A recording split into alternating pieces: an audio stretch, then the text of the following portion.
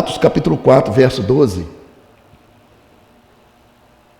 E não há salvação em nenhum outro, porque abaixo dos céus não existe nenhum outro nome dado entre os homens, pelo qual importa que sejamos salvos.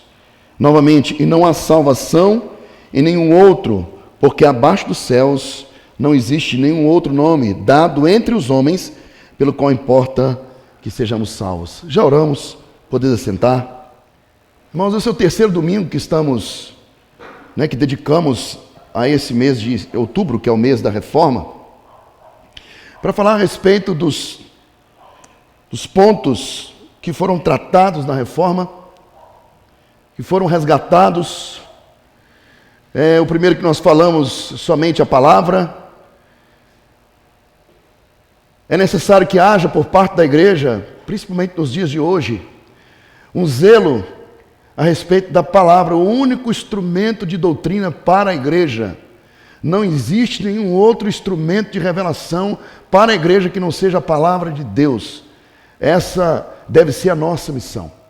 Inclusive, os crentes, os cristãos verdadeiros, os cristãos autênticos, eu estou falando do povo eleito do Senhor, o povo crente, ele é caracterizado por ter a Bíblia como a única regra de fé e prática. Não existe nenhuma outra regra que foi nos colocada por Cristo como manual que venha nos nortear, mas somente a palavra. Domingo passado falamos sobre somente a fé. A fé não é um dom que provém do homem. O homem, ele não possui fé para crer em Jesus. A Bíblia diz que Cristo é o autor e consumador da nossa fé. A fé que temos, ela também foi nos dada por Deus. Não temos nada que por nós mesmos ou de nós mesmos venhamos ou tenhamos condição de oferecer a Deus. Até a fé que temos para crer em Jesus, para a salvação, foi Deus que nos deu. E hoje estaremos falando sobre o somente Cristo, o solos Cristo. E eu dei um subtema aqui sobre a suficiência de Cristo para a igreja. Somente Cristo é a referência para a igreja. O texto vai dizer que não há salvação em nenhum outro, porque abaixo do céu não existe nenhum outro nome dado entre os homens pelo qual importa que sejamos salvos. Nesse trecho, Pedro e João, eles haviam sido presos por causa de um milagre que eles realizaram em nome de Jesus. O milagre está lá no capítulo 3. Eles estavam diante do Sinédrio, foram levados diante do Sinédrio para responder acerca do acontecimento. Porque a partir do milagre que foi realizado na vida daquele homem, que homem é este? O capítulo 3 de Atos vai falar, logo no versículo 1, logo no versículo 2, aliás, vai dizer que um homem era colocado na porta do templo. No versículo 1, ele abre dizendo que Pedro e João estavam indo para o templo orar a hora 9. E este homem era colocado ali, um homem coxo, em toda a sua vida, ou seja, desde o ventre da sua mãe, aquele homem era aleijado, ele não conseguia andar. Nos termos de hoje, um homem com mobilidade reduzida, e bem reduzida. Ele era carregado e colocado ali. Algumas especulações vão dizer que aquele homem era carregado por seus parentes, para que ele pudesse ter o seu próprio sustento, porque ele não podia trabalhar, ele não podia estar no meio dos cidadãos, ele era aleijado, ele não podia produzir, então ele precisava de ser colocado ali para viver de esmolas. Outros vão dizer que aquele homem ele era explorado por causa do seu aleijão. Acontecia muito isso naquela época, como hoje também acontece. Belo Horizonte é uma metrópole, eu não sei quantos moradores, quantos habitantes tem em Porto Velho, Mas Belo Horizonte é uma metrópole de 3.500.000 habitantes. Essa questão da exploração daqueles que não têm como se defender é normal lá. Crianças são obrigadas a ir para o trânsito pedir para os seus pais, pedir dinheiro e entregar na mão dos seus pais. As crianças trabalham no sinal pedindo dinheiro para levar para os seus pais que ficam de beleza. E eles exploram os seus filhos para conseguir um valor, ou para sustentar o seu vício, ou para trazer alguma coisa para dentro de casa. Aleijados também são colocados nos pontos de ônibus, nas entradas dos supermercados. Por causa desse problema da Venezuela e de tantos outros países da América Latina, os próprios imigrantes ou refugiados usam desse subterfúgio para conseguir seu sustento. Outros mais espertos vão aliciar grupos para que esses vão até os sinais. Eu já vi aqui na porta do Atacadão, no sinal ali que fica próximo ao Gonçalves, com placas pedindo dinheiro, ou por um sustento alimentício, ou por causa de um remédio que não tem condição. Assim era esse homem, que era colocado na porta do templo para pedir dinheiro. E o texto vai dizer que ele viu Pedro e João se aproximando. E quando eles chegaram perto da porta para entrar, a Bíblia diz que aquele homem fitou os olhos em Pedro e João, esperando algo, esperando receber algo. Esse acontecimento está lá no capítulo 3 de Atos, nos versículos de 1 a 11. Nós vamos ver que Pedro e João chegaram diante daquele homem. Para entrar, teria que passar por ele. E a Bíblia diz que aquele homem fitou os olhos em Pedro e João, esperando receber algo. Pedro, fitando os olhos naquele homem, disse assim: olha, eu não tenho nem prata, nem ouro, mas o que eu tenho, isso eu te dou. Em nome de Jesus Cristo Nazareno, levanta e anda. Meus irmãos, quando nós estávamos preparando essa mensagem, lendo esse texto, uma das coisas que me chamou a atenção, principalmente nesse trecho da fala de Pedro, quanta certeza daquele homem em dizer: o que eu tenho, eu te dou. Em nome de Jesus Cristo Nazareno, levanta e anda. E a palavra vai dizer que aquele homem teve os seus artelhos e as suas articulações das pernas fortalecidos, e ele de um salto se pôs de pé. E dando continuidade à leitura do texto, vai dizer que aquele homem entrou juntamente com Pedro e João, saltando e louvando a Deus, e aquilo provocou um alvoroço dentro do templo. E as pessoas quiseram chegar perto daquele homem, porque todos conheciam aquele homem. Olha, esse homem é aquele que estava na porta, aleijado. Como agora nós estamos vendo ele de pé? E eles chegaram perto de Pedro e João e começaram a inquirir os apóstolos de Jesus. O que sucedeu com esse homem que estava agora há pouco sentado lá na porta do templo e agora está aqui saltando? E Pedro olha para o grupo de pessoas dentro do templo, o alvoroço, o armado, e diz assim: olha, por que vocês estão? Está lá na continuidade do verso 12 do capítulo 3, assim: por que vocês estão olhando para nós como se pelos nossos próprios esforços o que foi feito por esse homem tenha sido realizado? E ele começa a fazer a sua defesa, falando que não foi por eles, mas foi pelo poder de Jesus Cristo que esse homem está curado.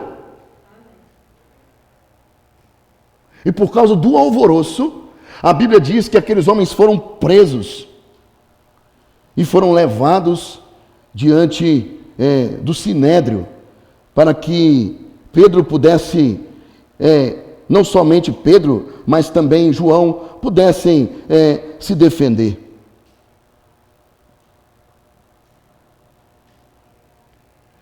E diante do sinédrio, aqueles homens foram cobrados. Por que vocês estão ensinando em nome desse Nazareno? Olha, nós queremos que vocês parem com isso. E Pedro até aqui o versículo 13, ele estava fazendo a sua autodefesa. De repente, se você observar na leitura do texto, você vai perceber que de defesa, Pedro começa a pregar o evangelho para aqueles homens. E no final do versículo 26,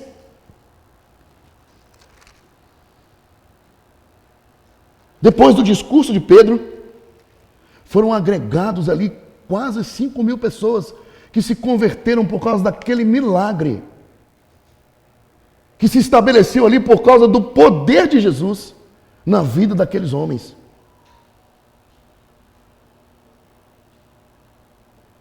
Um pastor e teólogo calvinista, ainda vivo hoje, ele está com 71 anos de idade, ele chama Joel Beck. Ele vai comentar dizendo que a teologia reformada afirma que a Escritura e sua doutrina sobre a graça e a fé enfatizam que a salvação ou solos Cristo, ou seja, somente Cristo, vai apontar para Jesus Cristo como o único Salvador. E quando nós olhamos para o milagre estabelecido na vida daquele homem, nós vamos ver que através daquele milagre, Jesus estava ali por intermédio de seus discípulos, ou apóstolos na verdade, mostrando que o mesmo milagre que Deus realizou por intermédio de Jesus Cristo na vida daquele homem, se materializa hoje nas nossas vidas. Porque eu também, há um tempo atrás, estava coxo à porta do templo, esperando que alguém me desse uma esmola. Buscando aonde não tinha resposta para as minhas perguntas. Pedindo e indagando àqueles que aparentemente ou a princípio detinham o conhecimento e possivelmente a resposta para as minhas perguntas, para as minhas necessidades.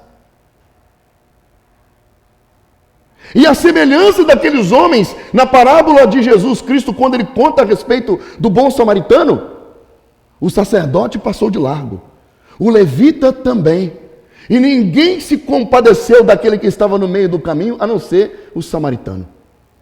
Da mesma forma, Pedro e João, cientes do que eles tinham, passaram por aquele homem, ouviram o seu pedido, me dê uma esmola.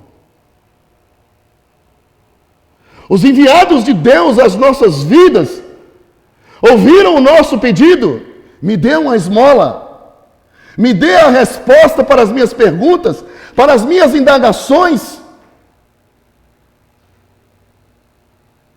E a semelhança de Pedro e João, que pararam diante daquele homem e responderam: olha, eu não tenho prata e nem ouro, mas o que eu tenho, isso eu te dou. Levanta em nome de Jesus e anda. Da mesma forma, aconteceu conosco. Fomos libertos do aleijão espiritual. Fomos libertos das nossas limitações em forma de incredulidade, que nos prendia a uma vida de limitações, a uma vida sem sentido, uma vida miserável, uma vida à margem da sociedade. Porque alguém que tinha somente Cristo na sua vida, ofertou a palavra da salvação para nós, nos libertando e nos curando para a glória de Deus. Portanto, Jesus Cristo é o único Salvador. Ele é o único que tem o poder para nos dar fé. A fé salvadora que nos justifica diante de Deus. Só Ele pode nos levar a Deus, pois nele repousa o título de Salvador, o Todo-Poderoso. Cristo é o único fundamento da fé protestante. E eu quero aqui, meus irmãos, a semelhança das últimas vezes que eu fiz, porque já o fiz, eu quero citar uma frase de Martinho Lutero. Ele vai dizer que Cristo, ele é o centro e a circunferência da Bíblia, significando, portanto, quem Cristo é e o que ele fez em favor não somente daquele homem, mas em favor das nossas vidas. E que por isso, sem Ele, nada podemos fazer. Se não fosse a manifestação do poder de Jesus na vida dos seus discípulos para a vida daquele homem que estava ali há não sei quantos anos, o que seria daquele homem? O que seria de nós? E aí nós podemos nos lembrar das palavras do evangelista João, no capítulo 15, verso 5, quando Jesus Cristo ele declara de si mesmo: eu sou a videira verdadeira, vós os ramos, quem permanece em mim e eu nele, esse dá muito fruto, porque sem mim nada podeis fazer. Aqui a expressão sem mim denota o mesmo que separado de mim. Como os galhos separados do tronco não podem produzir fruto, mas imediatamente murcham e morrem. Então, o cristão que separado de Cristo não pode fazer nada. E por estar separado de Cristo, ele morre espiritualmente. E uma das manifestações principais da comunhão que temos com Jesus, ela é manifesta através da comunhão deste crente com a igreja. Porque eu não posso ficar na minha casa e falar: eu sou a igreja. Eu me basto o suficiente. Eu e Cristo é suficiente. Porque uma mão decepada fora do corpo, decepada, né? Logicamente é fora do corpo. Ela apodrece e morre. Portanto, precisamos estar em Cristo para que venhamos produzir frutos e tenhamos vida nele, porque a própria palavra diz que sem ele nada podemos fazer. E nós precisamos, queridos, entender que a suficiência de Cristo para a sua igreja, ela se manifesta através de 3 ofícios. E o primeiro deles é a suficiência de Cristo como profeta. Em Deuteronômio, no capítulo 18, verso 15, Moisés vai declarar: o Senhor teu Deus te suscitará um profeta do meio de ti e dos teus irmãos, semelhante a mim, disse Moisés. A ele vocês ouvirão, ou ouvirás. Este profeta é o Senhor Jesus. Aquele profeta que estava no seio do Pai. E aqui Moisés declara a sua realidade. Portanto, toda a palavra dita por ele, ou seja, por este profeta que é Cristo, é um oráculo infalível e vivo do próprio Deus. E deve ser recebido e obedecido como tal, sob a dor do eterno desagrado do Todo-Poderoso, quando ele é contrariado. Atos, no capítulo 3, verso 23, Lucas disse assim: acontecerá que toda alma que não ouvir a este profeta, este será exterminado do meio do povo. A ideia desta passagem é, portanto, olhando para Deuteronômio 18, no verso 19, que é o texto original, ou seja, Lucas está repetindo o texto de Deuteronômio 18, verso 19, é que Deus punirá o homem que não ouvir a este profeta. Agora, quando nós olhamos para o texto, não há especificidade de como Deus punirá, porque Deus age segundo o seu propósito, segundo aquilo que lhe apraz.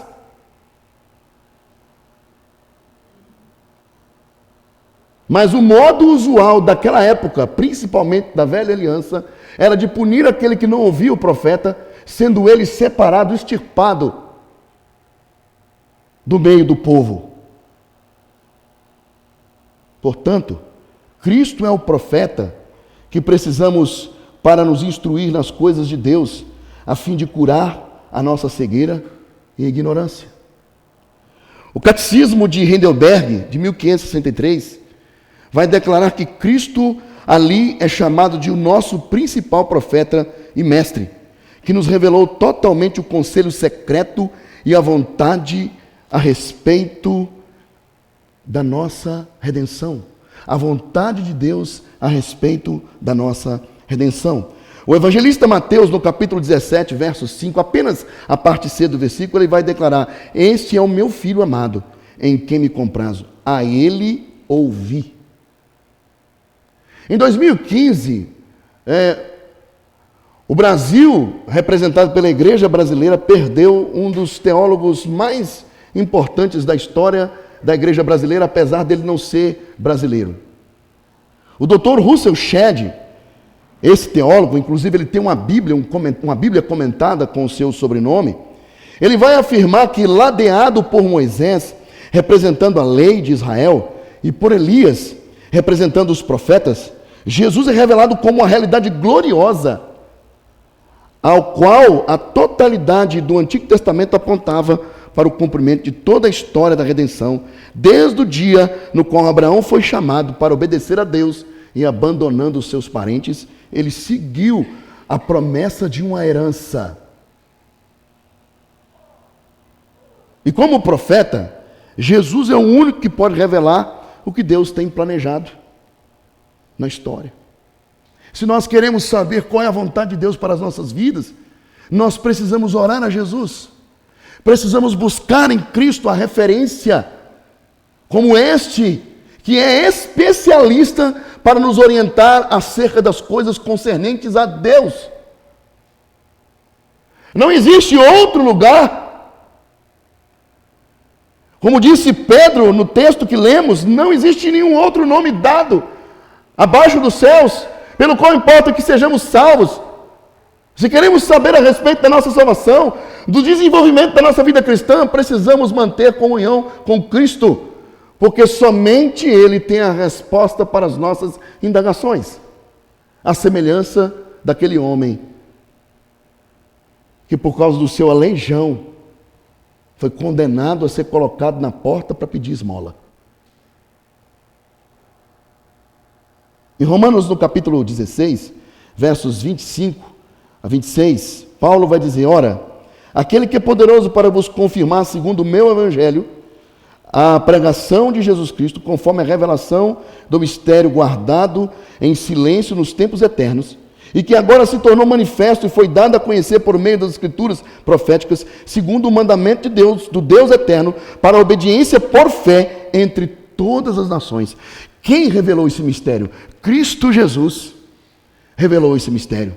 Ele é o profeta eleito por Deus para revelar-nos o mistério da salvação. Só podemos esperar o desenvolvimento de nossa vida cristã apenas se dermos ouvidos à sua instrução e ensino. Em segundo lugar, a suficiência de Cristo como sacerdote. O autor de Hebreus, no capítulo 5, verso 10, ele vai declarar: tendo sido nomeado por Deus, sumo sacerdote segundo a ordem de Melquisedeque. Jesus Cristo, nosso verdadeiro sumo sacerdote, toma parte em nossa humanidade e conhece as fraquezas que experimentamos. Cristo, nosso sumo sacerdote, nos auxilia em nossas fraquezas, ao invocarmos a Deus por seu intermédio em tudo que precisamos. Mas o que significa que Cristo foi eleito por Deus ou nomeado por Deus como sacerdote segundo a ordem de Melquisedeque?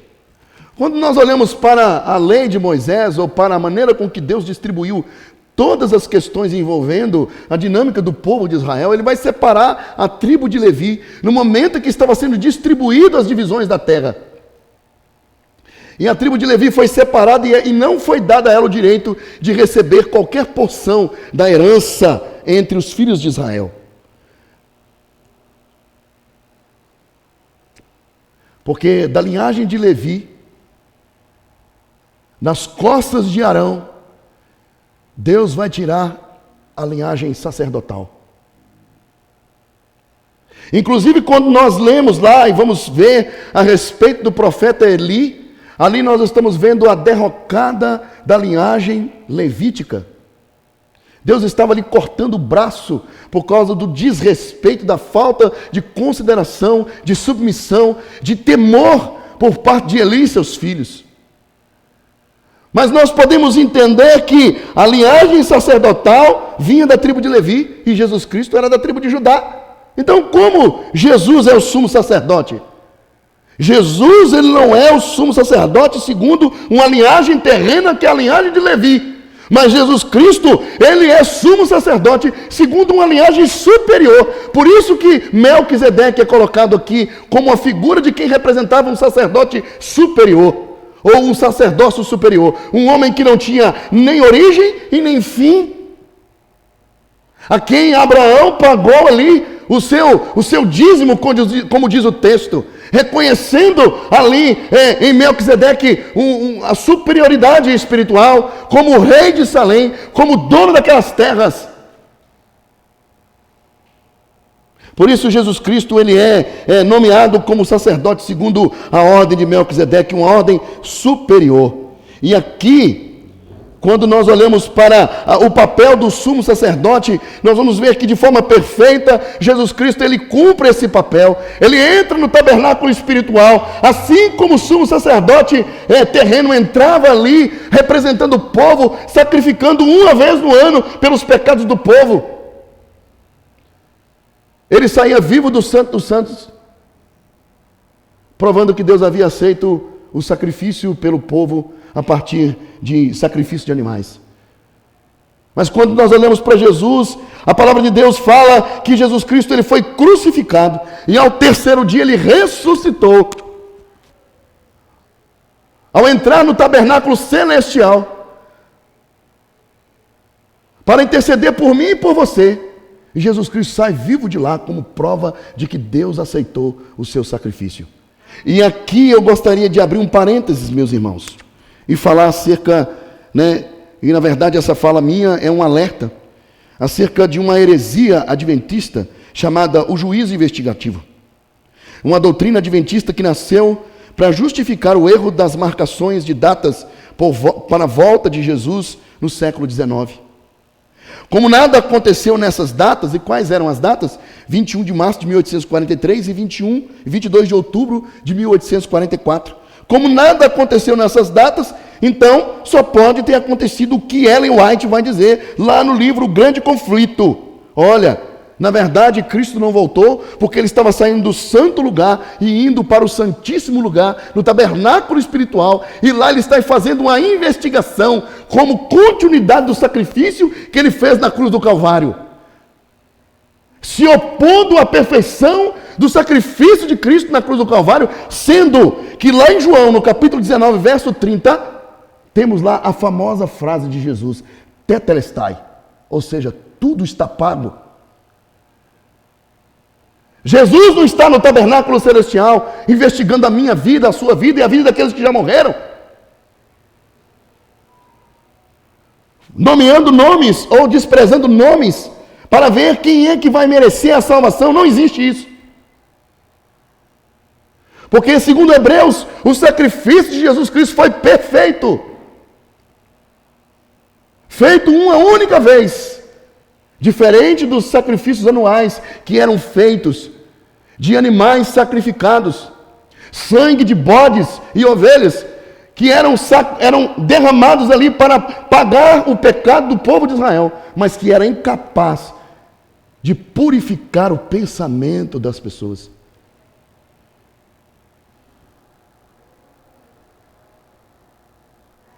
As Escrituras registram que ele é o nosso extremamente e necessário sumo sacerdote, que, como diz o Catecismo de Heidelberg, pelo sacrifício de seu corpo, nos redimiu e faz contínua intercessão junto ao Pai por nós.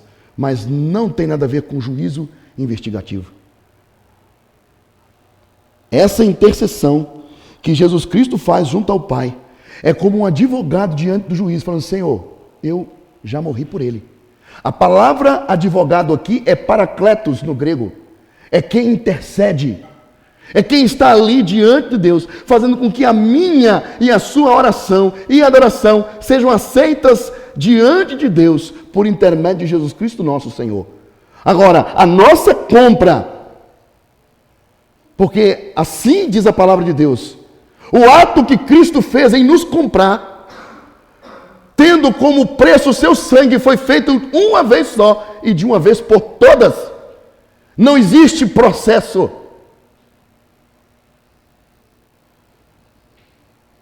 João vai dizer que se nós pecarmos, Nós temos um advogado diante de Deus, Jesus Cristo, o justo. Ele é o nosso sumo sacerdote. O gozo de achegarmos-nos a Deus pode crescer apenas por uma confiança profunda nele, como nosso sacrifício e intercessor. Em terceiro e último lugar, a suficiência de Cristo como Rei. Lucas capítulo 1, verso 33, diz: Ele reinará para sempre sobre a casa de Jacó, e o seu reinado não terá fim. Aqui, o anjo, ao anunciar o nascimento de Jesus, indica o sentido em que era tão frequentemente predito pelos profetas que o reino de Davi seria sem fim, por intermédio do reino eterno de seu descendente direto, o Senhor Jesus.